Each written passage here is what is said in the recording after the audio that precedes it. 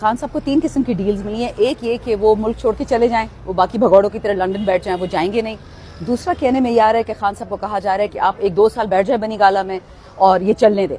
तीसरा ये कहा जा रहा है कि आप बनीगाला में बेशक मत बैठे, असेंबली में बैठे, बट आप प्राइम मिनिस्टर नहीं बन सकते।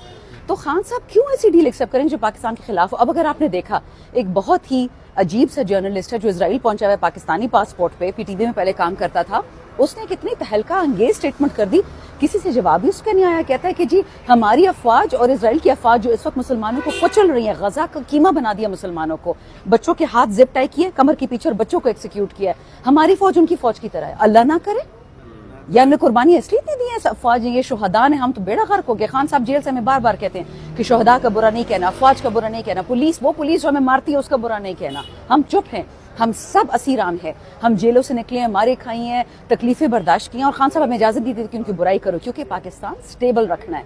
मैं फिर बार बार कह रही हूँ, वो पाकिस्तान का वाहिद सच्चा बेटा है इस वक्त। 10 साल बाद मुझे नहीं पता, लेकिन खान साहब की जिंदगी इस वक्त पाकिस्तान की सलामती की और बका के लिए बहुत जरूरी है। मौलाना फजल रहमान ने परसों नदीम मलिक साहब ना, उनके साथ एक इंटरव्यू दिया कि सारी पीडीएम को बुलाया गया, सारी पीडीएम को, और उनसे 2 जर्नलों ने इंक्लूडिंग जनरल बाजवा ने मिल के कहा कि अगर खान को हटाना है तो हमारे साथ कोऑपरेट करो।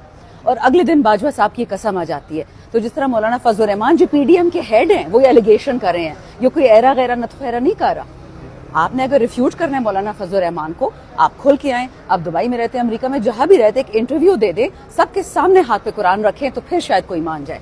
और मेरी जिस असेंबली में मैं बैठी हूँ, उस असेंबली में लोगों को पता है कि जो 9 फरवरी का नकली इलेक्शन हुआ, उसका जो नतीजा फॉर्म 47 में आया 9 फरवरी वाला, उसमें भी लोगों ने, आपको पता है हमारा आइन और हमारा जो हल्फ है वो कुरान और उसका कानून का मजमुआ है, उस पर लोगों ने झूठी कस्में खाई हैं। तो बाजवा साहब की कसम कौन खाएगा? सामने आए, सच बोले। और याद रखें, मेरे इलाके में तो ये कहा जाता है कि जब आप झूठी कसम खाएंगे, खासकर कुरान पे, हलाकत आपका पीछा करेगी, क्योंकि आपने उस अल्लाह की गैरत को ललकारा है। मैं हमेशा ये कहती हूँ कि बात पीटीआई की नहीं है, बात इमरान खान की नहीं है।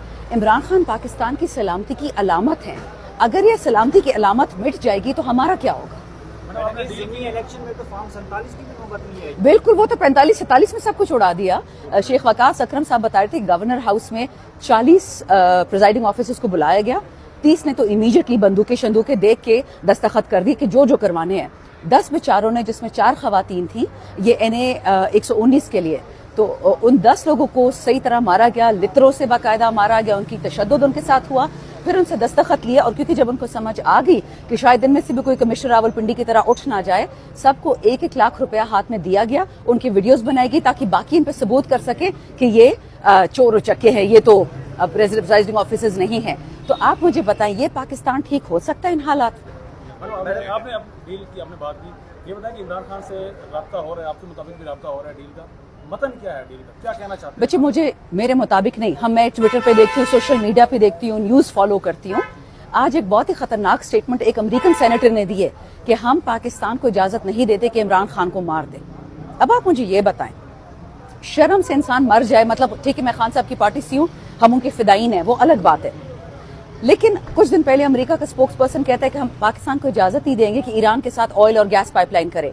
पाकिस्तान, इसमें गैस की आपकी 480% टैक्सेस लगे हुए हैं, ठीक, वो मैं और आप, हमारी तो कमर टूट रही है, मेरी भी शायद ना टूट रही हो, मुझसे भी ज्यादा लोग हो जिनकी टूट रही हो। अमेरिका से हम इजाजत लेंगे अपने तिजारत करने के लिए? अच्छा, फिर आगे से आज ये स्टेटमेंट आ जाती है। एक अमेरिकन सेनेटर की हिम्मत देखे कि हमारा एक सही वजीर आजम, फॉर्म 45 में वजीर आजम जेल में बैठा हुआ है, और ये कह रहे हैं कि उसको कत्ल नहीं करना। तुम लोग उससे, मतलब तुम लोग होते कौन है बात करने वाले? हर बागैरत पाकिस्तानी के खून में तो आग लग जानी चाहिए इस बात से। तो रही बात इसकी फॉर्म 45-46 की, और ये जो हालात है इस तरफ जा रहे हैं, जो बेसिकली बनाना रिपब्लिक, असद कैसर ने बोला, उसने बोला, आजम स्वाति ने FIA ने उनको नोटिस बोल दिया कि आप नहीं कह सकते। क्या ये बनाना रिपब्लिक नहीं रह गया कि फॉरेन सेनेटर्स आपको कहेंगे कि ये करो मत करो? और हिम्मत किसकी हुई कि ये हमें इजाजत दे के खान को कत्ल करना या नहीं करना? नऊजुबिल्लाह, खान साहब के दुश्मन सारे मर जाएं, ये क्या तरीका है?